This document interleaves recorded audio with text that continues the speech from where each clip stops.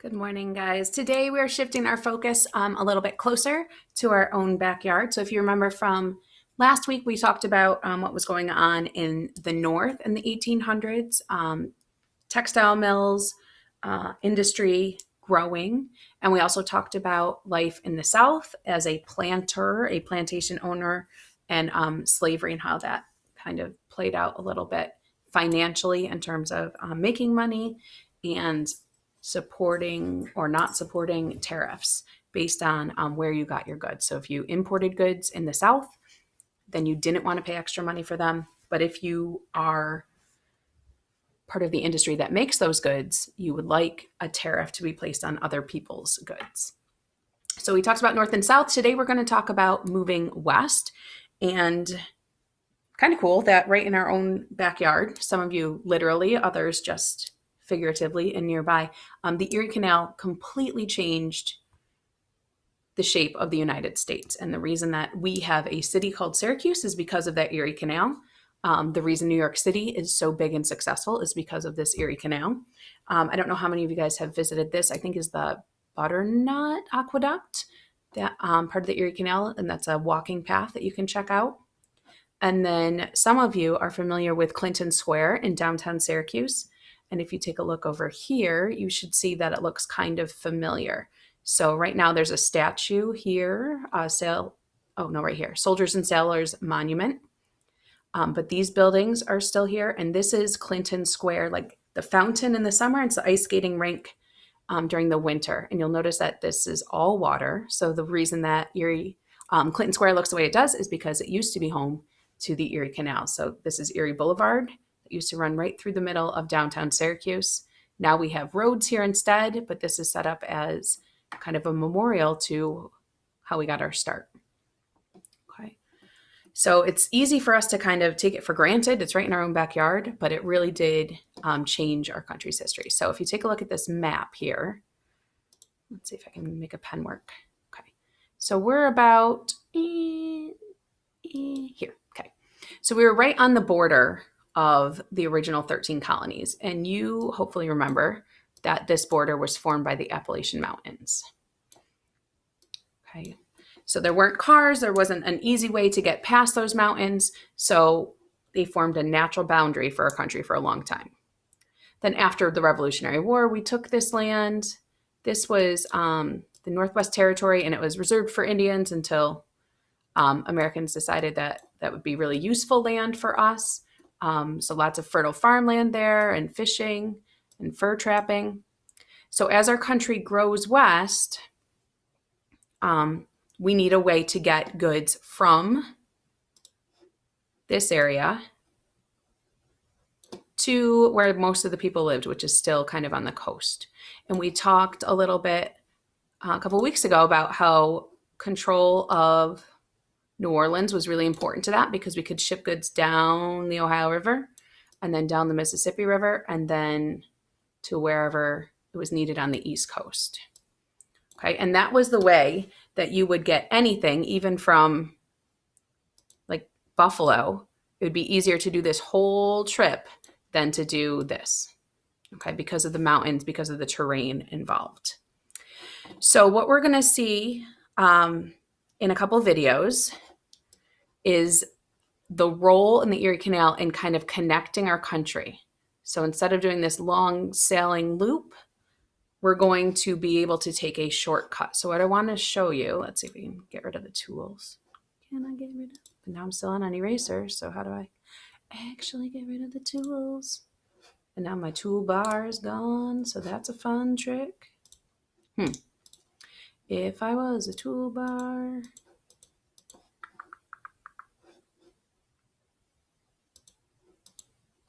Help me. Help. I'm in a bubble. I'm an eraser. There we go. All right. So I'm done being that. Let's take a look at our geography here. So again, you take the eastern border of Lake Ontario and you go pretty much straight south. So you'll notice that all of this is the Appalachian Mountains. So within the Appalachian Mountains, there's several mountain chains.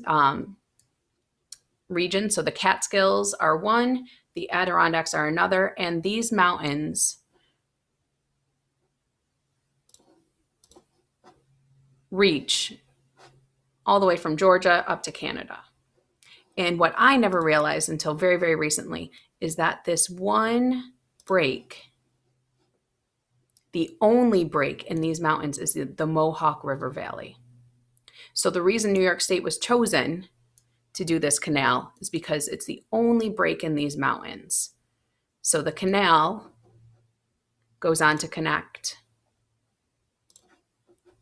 Atlantic Ocean. So we have trade coming in from all the other countries, from Europe, Hudson River, you go along the Mohawk River, and then the canal gets you to Lake Erie. And then once you're in Lake Erie, then you could have access. So you went up and over. Now you have access to the Ohio River. Now you can connect all these Great Lakes. So farmland, we can go back and forth trading goods because of this Erie Canal. So we're going to take a little break and watch a video. Not that one yet. Let's do this one. Play. Nope, you got to be a pointer, huh? I got you figured out. In upstate New York, a man-made river is cutting through the wilderness. The Erie Canal, the biggest construction project in the Western world in the last 4,000 years. Go. Over 300 miles long, dug entirely by hand, and America lacks a single qualified engineer. The United States of America isn't about to let nature stand in its way. I think of the spirit of America being imagination combined with tenacity. There's a strong work ethic, a wonderful freedom of creation combined with the mental, muscle, and physical labor. So to me, it represents the best of the human spirit. But the land doesn't always cooperate. A wall of solid limestone, 60 feet high.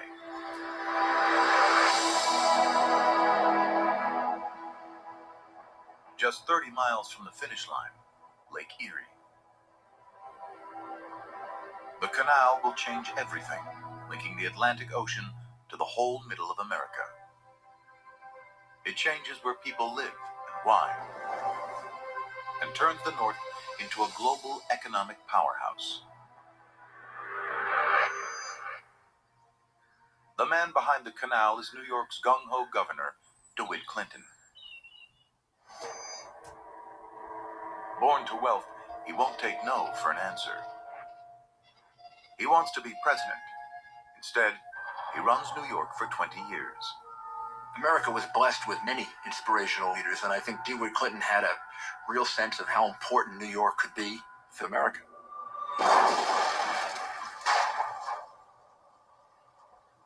Clinton's vision: to make New York rich.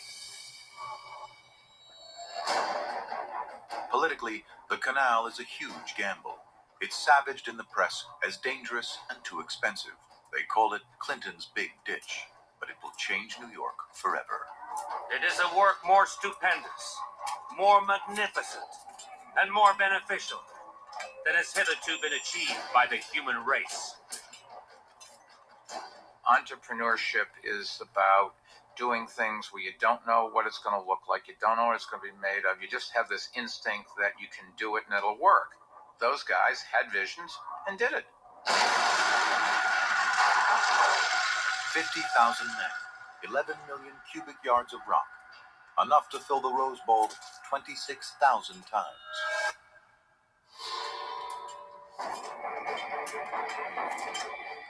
Crews are filled with Irish immigrants. David Gilroy makes 5 times what he can earn back home. But it's hazardous work. They're literally moving mountains. There's only one way through: gunpowder. A highly combustible mix of nitrate, charcoal, and sulfur. The wrong proportions can be lethal.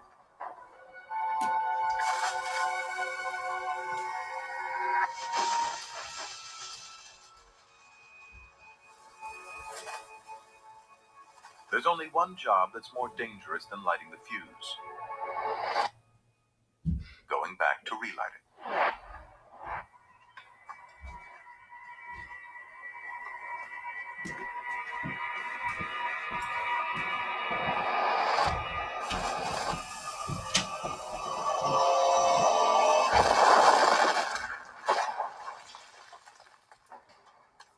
To cope, workers drink.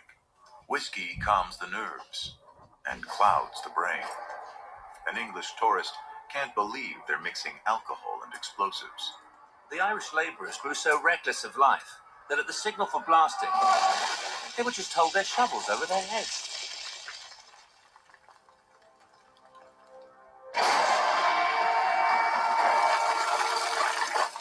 I think when you're brought up in America, you're brought up on the history of hard work. There's so many immigrants that have died to build this country. That's in our bloodstream. That's in our DNA as Americans. We don't want their lives to go in vain. Because of that, we usually work harder than anybody else. 8 years of digging, nearly 1,000 lives lost, $7 million, more than $100 million today. The Erie Canal opens in 1825, a miracle of engineering, connecting East and Midwest. It's an instant economic superhighway. $15 million of goods a year flow along the canal. Villages along the canal boom into dynamic cities: Buffalo, Syracuse, and Rochester. Goods crash in price, up to 95%. A frontier that had to be self-sufficient can now buy anything they want. Prosperity is on the move. New York City becomes a boom town.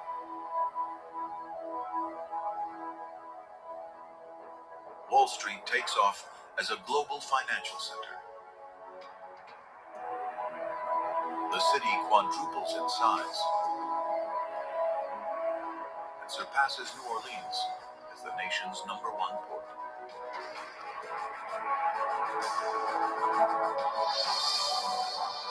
There's so much money around. The word millionaire is invented in 1840. The Erie Canal still shapes New York today. 80% of the upstate population still lives within 25 miles of it.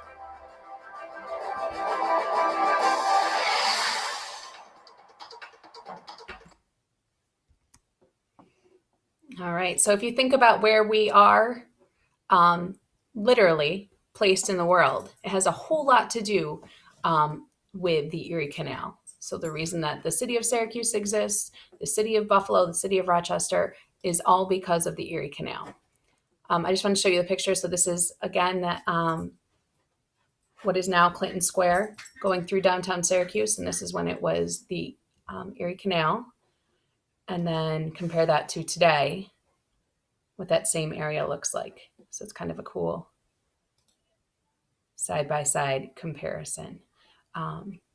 We have one more video to kind of focus on the importance of the Erie Canal. The canal, which turned 200 years old last Tuesday, was championed by a man who was as stubborn as a mule. DeWitt Clinton, mayor of New York City, who became governor of the state. He spent 10 years fighting to sell this project to a deeply skeptical public. It was hard. It was not an easy sell. These landowners that are listed. Brad Utter is an historian at the New York State Museum. Presidents Jefferson and Madison refused to help fund the canal, so Clinton had to raise the $7 million needed to build it.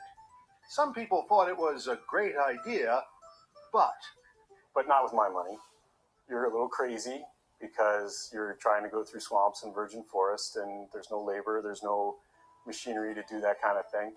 This is all new. It was a gargantuan undertaking for a nation just 41 years old. The canal would be dug by hand, every inch of it, for 363 miles. It would be 40 feet wide and 4 feet deep.